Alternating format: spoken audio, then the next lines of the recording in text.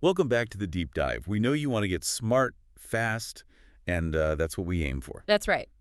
Today we're taking a deep dive into a really important passage, 2 Kings, chapter 18. Yes, a pivotal chapter. We're focusing on King Hezekiah's reign, what the text tells us happened, but also digging into why this ancient story still matters, why it can strengthen our faith right now.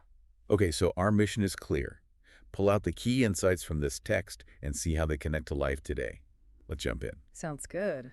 So, 2 Kings 18 starts by introducing Hezekiah. His reign kicks off in the 3rd year of Hoshea, king of Israel up north. Right. He's 25 when he takes the throne in Judah, reigns 29 years in Jerusalem. We even find out his mother's name, Abi. A little personal touch there. But here's the crucial bit right at the start. It says he did that which was right in the sight of the Lord, according to all that David his father did. That's quite the statement. It really is. It sets the tone immediately. It tells you his priorities weren't just political power, but divine approval, following that Davidic ideal. And he backed that up with action, didn't he? These weren't small changes. Not at all. Real reforms. He went after the high places, these local worship spots that weren't sanctioned and often mixed in pagan stuff. Exactly. Unauthorized altars, often outside Jerusalem, pulling people away from centralized, proper worship. He smashed idols, cut down the groves. Which were also linked to pagan worship, right? Correct. Likely Asherah poles or similar symbols. But the thing that really stood out to me, maybe the most surprising part, he destroyed the bronze serpent Moses had made. Yeah, the People were burning incense to it. Something with such historical significance turned into an idol. He just smashed it. It's fascinating. It shows how radical his commitment was. Nothing, not even a historically significant religious artifact, was allowed to become a stumbling block or, an object of improper worship. It really makes you think, doesn't it? What things in our lives, maybe even good things, could potentially become idols if we're not careful? That's a key application right there. Even things with a godly origin can be misused. So his commitment was clear. And the Bible links this directly to his standing with God, saying, he trusted in the Lord God of Israel, so that after him was none like him among all the kings of Judah, nor any that were before him. Wow. That's high praise. It emphasizes his unique trust. And it continues, he clave to the Lord, meaning he held fast, stuck close, and departed not from following him, but kept his commandments. Okay, so he does all this, he trusts God, he obeys. What happens? What's the result? Well, the text is explicit.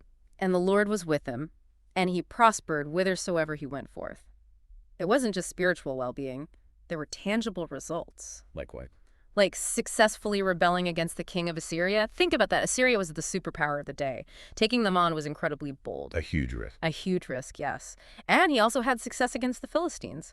So we see military and political success directly linked to his faithfulness.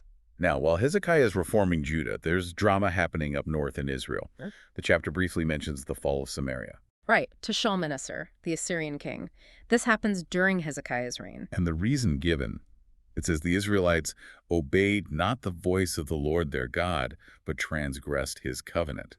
It's such a sharp contrast. It really is. The text sets it up deliberately, I think.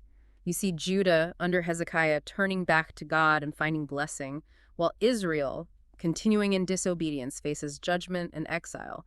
It's a powerful lesson in consequences. So Hezekiah is doing well, Judah is seemingly secure, but then comes Sennacherib. Ah, yes, the next Assyrian king. Trouble arrives. In Hezekiah's 14th year, Sennacherib invades, takes a lot of the fortified cities in Judah. Things look grim. Very grim. Hezekiah actually tries to buy him off initially. Right. He pays this massive tribute, silver from the temple, gold stripped from the doors, from his own palace, trying to appease Sennacherib. A desperate measure. But it doesn't work, does it? Appeasement often just emboldens aggressors. Exactly. Despite the payment, Sennacherib sends his top commanders, the Tartan, Rabsaris, and Rab-shakeh, with a huge army right to the walls of Jerusalem. And they don't just prepare for a siege, they launch a psychological attack. That Rab-shakeh speech, it's brutal. He stands there and shouts in Hebrew so the people on the wall can understand. Undermining morale, trying to drive a wedge between the people and Hezekiah. He hits hard, asking, "What confidence is this wherein thou trustest?" He mocks any reliance on Egypt, calling it a bruised reed. A broken stick that will pierce your hand if you lean on it.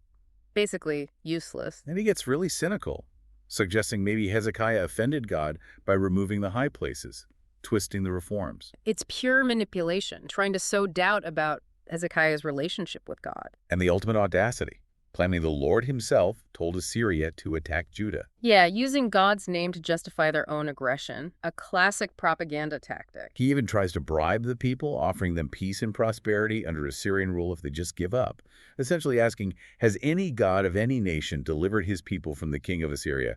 Why should your God be any different? It's a direct assault on faith, a challenge. Is your God powerful enough? Is your trust misplaced? It's intimidation, pure and simple. So you have this incredibly tense situation, an overwhelming enemy, psychological warfare, direct attacks on faith. How does this ancient confrontation, speak to us now? What's the connection for strengthening our faith? Well, I think Hezekiah's response, which we see unfold later but is rooted here, is key. His unwavering trust, despite the taunts, despite the overwhelming odds, is the model. It wasn't blind trust, though. He acted, he reformed. Exactly. It shows that true faith isn't passive. It involves action, obedience, prioritizing God, even when it's incredibly difficult or seems counterintuitive. His story tells us that this kind of commitment invites God's presence and strength. So, applying that today, maybe it starts with leadership. Hezekiah's faithfulness as a leader seems crucial. Absolutely. There's a lesson there about integrity and ethical values in any leadership role, whether it's, in a company, a family, or a church. Leading with God is the ultimate authority. And the whole idol thing. Removing the high places, Nehushtan, how does that translate? It challenges us to identify our modern idols. What distracts us? What do we give inappropriate importance to? Materialism, maybe? Status? Unhealthy habits? Even good things that take God's place?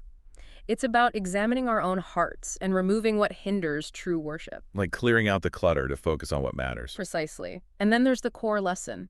Trusting God when things look impossible. Hezekiah faced the Assyrian war machine. We face perhaps illness, financial hardship, relational breakdowns, intense doubt. The pressure can feel just as overwhelming. It can. And Hezekiah's example encourages us not to give in to the fear-mongering voices, whether they're external like Rab-shakes or internal doubts. It's about holding onto faith even when everything screams otherwise. Resisting that intimidation. Yes. And remembering that positive change often requires both that deep trust and proactive steps, like Hezekiah's reforms. Faith and action go together. So if we were to really boil it down, what are the essential takeaways from 2 Kings 18 for strengthening our faith today? Okay, I'd say 1, the power of faithful leadership that prioritizes God. 2, the absolute importance of trusting God over worldly power or solutions, especially when intimidated. 3, the ongoing danger of idolatry, even in subtle forms, and the need to constantly examine our hearts. Right. Keep going. 4, the necessity of resilience, standing firm against fear and doubt when our faith is tested.